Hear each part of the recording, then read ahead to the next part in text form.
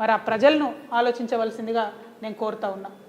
ఒక పక్క BRS party ఇట్లా ఉంటే ఇంకొక పక్క కాంగ్రెస్ పార్టీ నవ్విపోతురుగాక నాకేటి సిగ్గు అన్నట్టు ఇవాళ మా నిజామాబాద్ ఎన్నికలకు ఇన్ఛార్జ్గా ఎమ్మెల్యే గాంధీ గారిని పంపడం జరిగింది. మరి గాంధీ గారు ఎవరు అంటే బీఆర్ఎస్ పార్టీ కోటాలో ఆయనకు పిఎస్సి చైర్మన్ వచ్చింది. ఆయన బీఆర్ఎస్ ఎమ్మెల్యేగా పిఎస్సి చైర్మన్ వచ్చింది. ఈ బీఆర్ఎస్ ఎమ్మెల్యేకు స్పీకర్ గారు క్లీన్ చీట్ ఇచ్చిండ్రు. ఈయన పార్టీ మారలేదు, ఈయన బీఆర్ఎస్ ఎమ్మెల్యేనే అని క్లీన్ చీట్ ఇచ్చారు. మరి ఈయన బీఆర్ఎస్ ఎమ్మెల్యే అయితే నిజామాబాద్ కాంగ్రెస్ పార్టీ ఎన్నికల ఇన్ఛార్జ్గా ఎట్లా వస్తాడు? దానికి బాజాప్తా గాంధీ భవన్ నుంచే మీరు ఇవాళ లెటర్ ఇచ్చి పంపించారు. అంటే అధికారంలో ఉన్నటువంటి పక్షం ఘోరాతి ఘోరంగా ప్రజాస్వామ్యాన్ని అపహాస్యం చేస్తూ ప్రజల యొక్క తీర్పును అవహేళన చేస్తూ వాళ్ళు ఒక పద్ధతి పాటిస్తారు, ప్రతిపక్షం ఇంకొక పద్ధతి పాటిస్తుంది. ఎవరిని నమ్మాలి ప్రజలు ఈ టైంలో? ఎవరు కోటేయాలి ప్రజలు? ఇంత అవహేళన చేస్తే మాలాంటి బాధ్యత కలిగినటువంటి సంస్థలు చూస్తూ ఊరుకోవడం కరెక్ట్ కాదు. కాబట్టి ఇవాళ మేము ప్రశ్నిస్తూ ఉన్నాం. కాంగ్రెస్ పార్టీ నిన్న కూడా నేను డిమాండ్ చేసిన, ఒక పక్క సంజయ్ గారు జగిత్యాల ఎమ్మెల్యే సీఎం గారు ఆధ్వర్యంలో చేరినటువంటి వ్యక్తికి స్పీకర్ గారు క్లీన్ చీట్ ఇస్తారు. ఇవాళ గాంధీ గారికి స్పీకర్ గారు క్లీన్ చీట్ ఇచ్చారు. అయితే కాంగ్రెస్ పార్టీ అన్న ఆయనను వెనక్కి తీసేసుకోవాలి, నిజామాబాద్కి ఏదైతే ఆయనను ఇన్ఛార్జిగా వేశారో వెనక్కి తీసుకోవాలి. లేదంటే స్పీకర్ గారన్నా ఇప్పటికన్నా వేటేయండి దయచేసి. చిత్తశుద్ధి ఉంటే మీకు ఏమాత్రం మీ రాహుల్ గాంధీ గారు పట్టుకొని తిరిగే రాజ్యాంగం మీద మీకు ఏమాత్రం నమ్మకం ఉన్నా దయచేసి వేటు వేయండి గాంధీ గారి మీద. మీరు ఈ రెండు చేయకుండా ప్రజల్ని మోసం చేస్తే మాత్రం తెలంగాణ ప్రజలకు మెమరీ పవర్ చాలా ఎక్కువ ఉంటుంది, ఖచ్చితంగా గుర్తుపెట్టుకుంటారు. సమయం సందర్భం వచ్చినప్పుడు కాంగ్రెస్ పార్టీని బీఆర్ఎస్ పార్టీని రెండు కూడా కర్రుగాల్చి వాత పెడతారన్న విషయాన్ని ఈ సందర్భంగా తెలియజేస్తూ ఉన్నాం. మరి ఇవన్నీ ఒక పక్క జరుగుతుంటే ఇంకొక పక్క బడ్జెట్ సమావేశాలు వస్తున్నాయి, బడ్జెట్ కేటాయింపుల మీద చర్చ జరుగుతూ ఉంది. కాంగ్రెస్ పార్టీకి చిత్తశుద్ధి ఉంటే మీరు ఏదైతే మాట ఇచ్చారో బీసీ సబ్ ప్లాన్ పెడతాం 20,000 కోట్లు సంవత్సరానికి ఇస్తామని చెప్పారో దాని మీద ఎక్సర్సైజ్ చేయండి. ఎందుకంటే గత 2 సంవత్సరాలు కలిపి కూడా మీరు 7,000 కోట్లు కూడా పెట్టలేదు బడ్జెట్లో బీసీలకు. పైగా నెక్స్ట్ ఇయర్ పెట్టే ఒక బడ్జెట్ మీరు పెట్టే ఫుల్ టర్మ్ బడ్జెట్, ఆ తర్వాత ఇయర్ పెట్టేది మీకు ఎన్నికల బడ్జెటే అవుతుంది. కాబట్టి ఒక బడ్జెట్ ఉంది మీరు చేసినటువంటి తప్పులను మీరు సవరించుకోవడానికి. మీరు ఏదైతే రైతులకు ఇవ్వనటువంటి రైతు భరోసాలు ఉన్నాయో, ఆర్టీసీ విలీన ప్రక్రియ ఉందో, మహిళలకు ఇస్తా అన్న 2,500 ఉందో, ఉద్యమకారులకు ఇస్తా అన్నటువంటి బడ్జెట్ ఉందో, ఇవన్నీ సవరించుకోవడానికి మీకు ఈ బడ్జెట్ ఒక్కటి మాత్రమే అవకాశం ఉంది. ఈ బడ్జెట్లో బలంగా మీరు ఇచ్చినటువంటి హామీలన్నీ నిలబెట్టుకునేటటువంటి ప్రయత్నం చేయాలని చెప్పి నేను ప్రభుత్వాన్ని డిమాండ్ చేస్తూ ఉన్నాను. అదేవిధంగా ఉద్యమకారులు మరి అన్ని గ్రామాల్లో ఉన్న ఉద్యమకారులను బీఆర్ఎస్ పార్టీ విస్మరించిందని వారు బాధపడుతూ ఉన్నారు. ఆ బాధతోని ఆక్రోషంతోని వాళ్ళు కాంగ్రెస్ పార్టీకి మొన్నటి ఎన్నికల్లో ఓటేసి గెలిపించడం జరిగింది. మరి ఆ ఉద్యమకారుల పక్షాన తెలంగాణ జాగృతి నిలబడి ఏదైతే కాంగ్రెస్ పార్టీ హామీ ఇచ్చిందో ఆ హామీలన్నీ కూడా మరి అమలయ్యే వరకు పోరాటం చేస్తామని చెప్పినాం, భూ పోరాటాలు చేస్తామని చెప్పినాం. మొన్న కరీంనగర్లో ప్రభుత్వ భూమిని మేము అక్కడికి వెళ్ళి వంటవార్పు చేసి ఈ భూమి ఎప్పటికైనా ఉద్యమకారులదే అని చెప్పి రావడం జరిగింది. మరి మళ్ళొకసారి రాష్ట్ర వ్యాప్తంగా ఉండేటటువంటి ఉద్యమకారులందరినీ కలిసి ఉమ్మడి కార్యాచరణ రూపొందించడానికి ఉద్యమకారుల ఆత్మగౌరవ సభ అని తెలంగాణ జాగృతి ఆధ్వర్యంలో ఈ నెల 12వ తారీఖున ఆర్టీసీ కళ్యాణ మండపంలో పెట్టబోతా ఉన్నాం. దానికి రాష్ట్ర వ్యాప్తంగా ఉన్నటువంటి ఉద్యమకారులందరినీ కూడా మేము ఆహ్వానిస్తూ ఉన్నాం. ఈ ప్రెస్ మీట్ తర్వాత ఆ పోస్టర్ ఆవిష్కరణ కూడా ఉంటుందని చెప్పి మీడియా మిత్రులందరికీ తెలియజేస్తూ మళ్ళీ ఒకసారి బీఆర్ఎస్ పార్టీ మీ వైఖరిని స్పష్టం చేయాలి.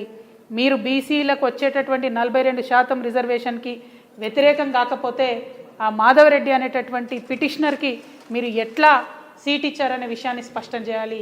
రెండవది కాంగ్రెస్ పార్టీ మీరు గాంధీ గారిని కాంగ్రెస్ పార్టీ నుండి తొలగిస్తారా లేకపోతే స్పీకర్ గారు నిర్ణయం వెనక్కి తీసుకుంటారా కాంగ్రెస్ పార్టీ స్పష్టం చేయాలి. మరి ఈ డిమాండ్లతోని ఇవాళ ప్రజల ముందుకు మేము వచ్చినాం. ప్రజల్ని దయచేసి ఆలోచించవలసిందిగా కోరుతా ఉన్నాం. ఎన్నికలు వస్తుంటాయి పోతుంటాయి, కొంతమంది ఎన్నికైతుంటారు పోతుంటారు, కానీ ఆయా ఎన్నికలలో ఆయా పార్టీల వైఖరి ఏందన్నది మాత్రం మనం గుర్తుపెట్టుకోవాల్సినటువంటి అవసరాన్ని దయచేసి మేధావులకు, విద్యార్థులకు, మహిళలకు గుర్తు చేస్తూ మీ అందరి దగ్గర నేను సెలవు తీసుకుంటున్నాను. Thank you. జై తెలంగాణ, జై జాగృతి.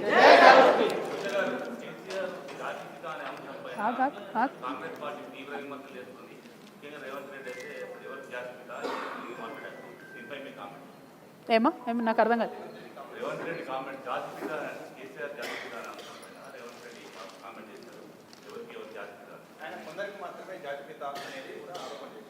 అంటే ఒక్క విషయం అండి, ఎవరు ఏం చేసినా తెలంగాణ ఉద్యమంలో మనందరం చేసిన ఉద్యమాలకు మనకంటూ ఒక పేజీ ఉంటుంది, ఒక చరిత్ర ఉంటుంది. కేసీఆర్ గారికి మాత్రం ఒక పుస్తకమే ఉంటుంది.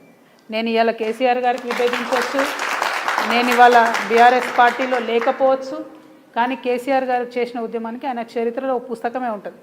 ఆ విషయాన్ని కాదు అని చెప్పి రేవంత్ రెడ్డి గారు కేసీఆర్ గారిని రాజకీయంగా ఎదుర్కొనే దమ్ము ధైర్యం లేక ఆయన మీద విమర్శలు చేస్తున్నారని నేను భావిస్తున్నాను. నేను కేసీఆర్ గారికి మద్దతు ఇస్తలేను. రాష్ట్ర రాజకీయాల్లో ఒక మర్యాదపూర్వకమైన వాతావరణం ఉండాలని కోరుకునే ఆడబిడ్డగా చెప్తున్నా. విమర్శ చేయండి, ఏదన్నా చేయండి, కానీ ఒక లైన్ దాటొద్దు. రేవంత్ రెడ్డి గారు అన్ని లైన్లు దాటి ఒక జాతిని పట్టుకొని మాట్లాడుతూ ఉన్నారు. నేను నిన్న కూడా చెప్పిన, అది కరెక్ట్ కాదు. ఏ జాతిని ఎవరు కూడా అవమానించకూడదు. అన్ని జాతులకు మనం గౌరవం ఇచ్చుకుంటేనే బాగుంటుంది. రాజ్యాంగం మీద ప్రమాణం చేసి కేవలం కేసీఆర్ గారు పుట్టిన కులాన్ని నేను ఎటుపడితే అటు మాట్లాడతా అంటే చూస్తూ ఏ ప్రజలు కూడా ఊరుకోరు, ఎవరు కూడా హర్షించరు, ఏ కులం వాళ్ళు కూడా హర్షించరు. అది తప్పు. కేసీఆర్ గారి చరిత్ర చెడిపేస్తా అంటే చెరిగేది కాదు. అట్లనే రేవంత్ రెడ్డి గారి చరిత్ర కూడా చెరిగేది కాదు. అది మంచిదా చెడ్డదా ఆయన నిర్ణయించుకోవాలి, నాకు అనవసరం. కానీ ప్రజల హృదయాలను గెలుచుకొని ఎప్పుడైనా రాజకీయాలు చేయాలి, కానీ అవతలోని తిడితేనే రాజకీయం చేస్తాం అనుకుంటే అది కరెక్ట్ కాదు. నేను రేవంత్ రెడ్డి గారి వాక్యాలను నిన్న కూడా ఖండించాను, ఇవాళ కూడా ఖండిస్తున్నా. ఇటువంటి భాష తెలంగాణ రాజకీయాల్లో ఉండకూడదని చెప్పి నేను మనస్ఫూర్తిగా నమ్ముతా ఉన్నాను. Thank you. మేమా మున్సిపల్ ఎన్నికల్లో మా వాళ్ళు చాలా చోట్ల నిలబడ్డారు, అందరూ సింహం గుర్తు మీద నిలబడ్డారు. నేను ప్రజలందరిని ఒకటే కోరుతా ఉన్నా, రెండు పార్టీల వైఖరి మీరు చూసిండ్రు, కాంగ్రెస్ వైఖరి ఎట్లా ఉందో, బీఆర్ఎస్ వైఖరి ఎట్లా ఉందో. ఇక బీజేపీతోనైతే మనకు సంబంధమే లేదు. కాబట్టి ప్రజలందరినీ రిక్వెస్ట్ చేస్తున్నా, మాలాంటి వాళ్ళు, కొత్తగా వస్తున్న వాళ్ళు, సింహం గుర్తు మీద నిలబడ్డ వాళ్ళు, ఇండిపెండెంట్గా పోటీ చేస్తున్న వాళ్ళు, సిపిఎం పార్టీ వాళ్ళు, న్యూ డెమోక్రసీ లాంటి వాళ్ళు, ప్రశ్నించే తత్వం ఉన్నటువంటి ప్రతి ఒక్కరిని కూడా గెలిపించమని నేను రిక్వెస్ట్ చేస్తున్నాను. Thank you.